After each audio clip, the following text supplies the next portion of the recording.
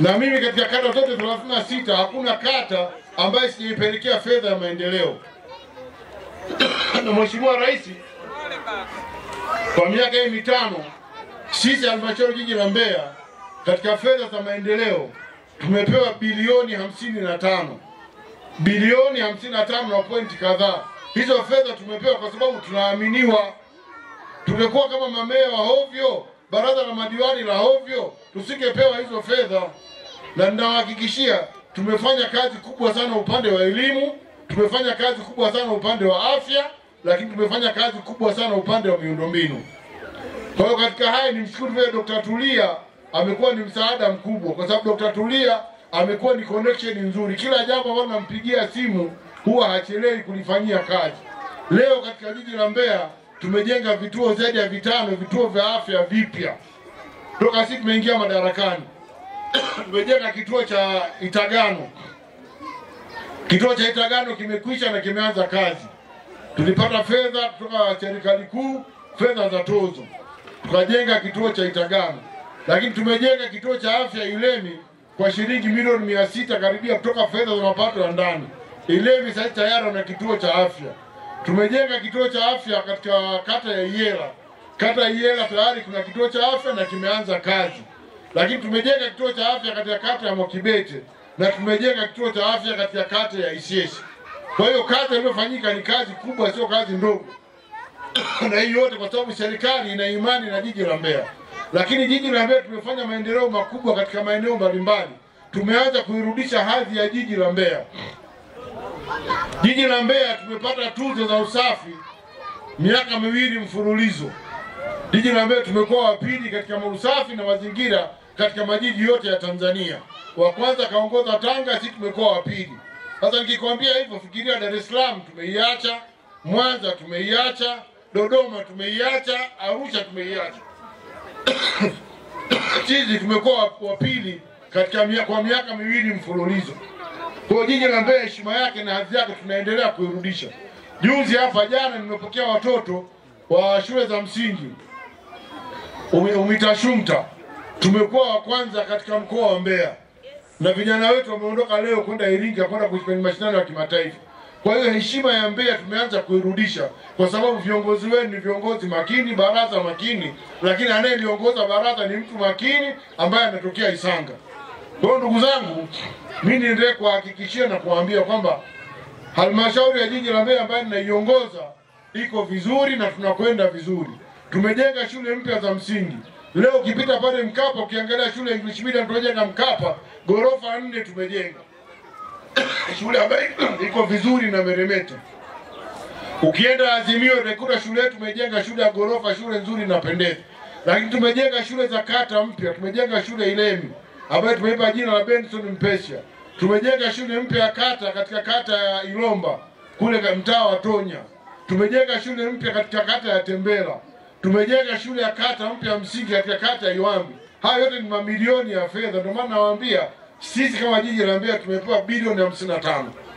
Lakini ndugu zangu, nilikuwa huwa naona uchungu sana. Rungwe DC halmashauri ya Rungwe wana shule maalum kwa ajili ya watoto wa kike. Sisi Mbeya nikaona hatuna shule ya watoto wa kike. Kwa hiyo nimepambana shule ya sekondari katika kata ya Iyunga inaitwa Maziwa. Ile shule tumeibadilisha imekuwa shule rasmi ya watoto wa kike ambayo inaitwa Dr. Tulia Girls Secondary School. Na hivi ninavyoongea na nyinyi, mabweni yako tayari, tumeshaongeza mabweni pale. Nikiwaambia mimi meya makini kutoka katika kata Isanga na nina baraka za wana Isanga, nilikwenda ziara Ulaya. Unajua nilikwenda Ulaya. Nilikwenda kulala na dada mmoja ni meya wa jiji la Zurich. Anaitwa Madam Karina. Nikapiga story na yule mama. Yule mama akanikubali. Ameleta fedha kwa ajili ya kujenga majiko katika shule zetu kwa ajili ya watoto wetu, chakula mashuleni. Isanga shule ya msingi Isanga tumeshajenga jiko. Tumejenga jiko la kisasa katika shule ya msingi Iyela. Tumejenga jiko la kisasa katika shule ya msingi Mabasini. Nilikwenda kupiga kule Kiingereza vizuri na mama akanielewa. Na akanipa pickup moja kwa ajili ya halmashauri. Tumepata pickup mpya kwa ajili ya halmashauri. Katupa gari moja mpya. Yule mama akanielewa. Na ameniambia nirudi tena safari. Sasa kama mjanipa nyinyi kura nitashindwa kurudi. Lakini mkinipa kura niombee na umea kabisa, kwa sababu nikirudi kwa nikiwa mendo narudi kule. Ili ndio kuleta maendeleo, kushirikiana na wenzetu. Nenda pale shule ya msingi Isanga, jiko liko tayari. Au kama mmepita pita, mwenyekiti wa shule ya msingi Isanga yuko hapo. Mimi nagombea udiwani na nitagombea umea. Japokuwa nilishawishi watu walinifuata kunishawishi nigombea ubunge, nikasema hapana. Mimi kwanza niko kata yangu ya Isanga, nataka niboreshe Isanga yangu. Mambo ya ubunge haya baadaye mimi sihitaji sasa hivi. Sasa mimi narudi kugombea. Kama wewe unajua uko sawa na ubavu kupambana na mimi, njoo chukua fomu tarehe 28, unaruhusiwa kabisa. Chukua fomu, tuingie ulingoni. Hakuna mtu ambaye anazuia. Kwa hiyo msije mkasema kwamba tumezuia kuchukua fomu. Yoyote ambaye anaona kwamba yuko tayari mwanachama wa Chama cha Mapinduzi, tarehe 28 na katibu pale, mimi nakuomba anayekuja kuchukua fomu apewe, asinyimwe mtu, kwa sababu raha ya kushindana si mwe wawili au watatu. Hata wewe unakuwa peke yako unasema mimi nimeshindana, kushindana gani? Yaani kama hivi Yanga na Simba, Yanga anasema hachezi ngo, alafu Simba akapewa ubingwa, ubingwa gani? Sio ubingwa huo. Lazima Yanga na Simba wacheze ili apatikane bingwa. Kwa hiyo yule ambaye anajiona na ubavu aje, anaruhusiwa tu. Na mimi niko tayari kwenda kuja kuchukua pale kura. Akishinda kura za maoni, basi atakuwa ameenda yeye, mimi nitabaki tutafanya shughuli zingine. Lakini mimi niseme kwamba tunataka maendeleo kwenye kata yetu. Ndugu zangu, kwa kumalizia sasa, nilipata lawama nyingi hapo katikati timu yetu ya Mbeya City ilivyoshuka daraja. Nikaambiwa kwamba bwana meya kaishusha. Naitwa Christopher Ndendekisye, ni mkurugenzi wa chuo cha True Road Safirisha. Sisi tuna kozi 6. Ya kwanza fashion designing, ya pili cosmetology ambayo ina maeneo mawili, hair dressing lakini pia na beauty, ya tatu hotel management, ya 4 tunafundisha upande wa magari kuendesha, na haya ni magari makubwa, malori na gari za abiria.